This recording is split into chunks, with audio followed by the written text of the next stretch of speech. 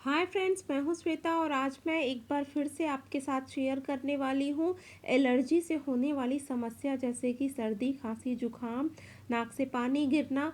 ये सब चीज़ें हमेशा बनी रहती हैं। एलर्जी की वजह से भी होता है, मौसम चेंज होने की वजह से भी होता है।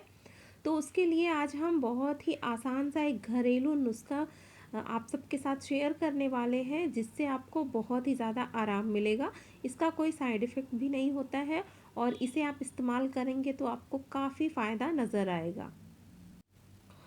तो चलिए देख लेते हैं। यहाँ पे मैंने लिया है एक छोटा चम्मच मुलेठी पाउडर, एक छोटा चम्मच अजवाइन है, 8 से 10 दाने काली मिर्च के हैं।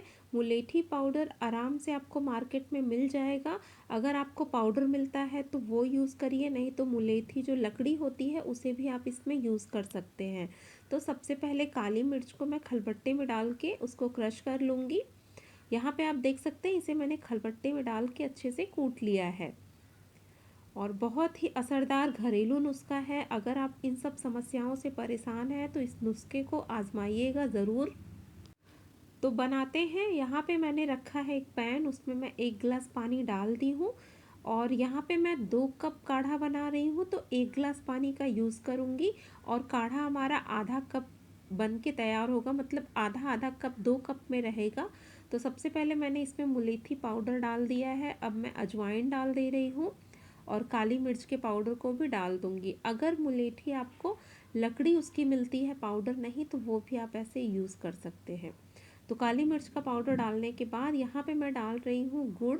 ये घर का गुड़ है, ये ऑप्शनल है। अगर आपको डालना है तो डालिए, नहीं तो स्किप भी कर सकते हैं। इसकी जगह पे आप शहद भी ऐड कर सकते हैं और शहद भी स्किप करना चाहें तो वो भी स्किप कर सकते हैं।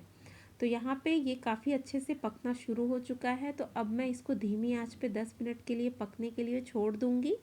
और अगर आप इसमें शहद यूज़ करेंगे तो जब हम लोग इस काढ़े को छान लेंगे तब इसमें शहद ऐड करना है, पकते समय शहद नहीं डालना है।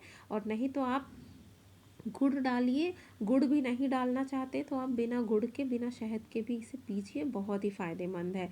तो 10 मिनट बाद मैंने गैस को बंद कर दिया है और अब हम इसे छान लेते हैं।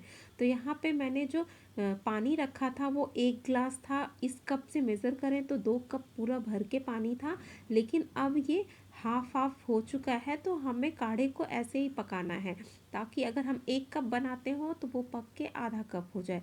बहुत ही असरदार घरेलू नुस्खा है, इसे ट्राई ज़रूर करिएगा।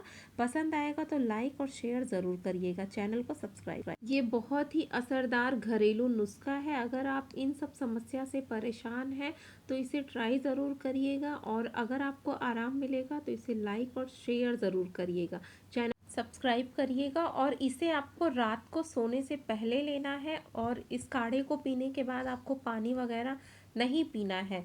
तो इस बात का ध्यान ज़रूर रखिएगा और ये वीडियो ज़्यादा से ज़्यादा शेयर करिएगा, बहुत ही हेल्पफुल है।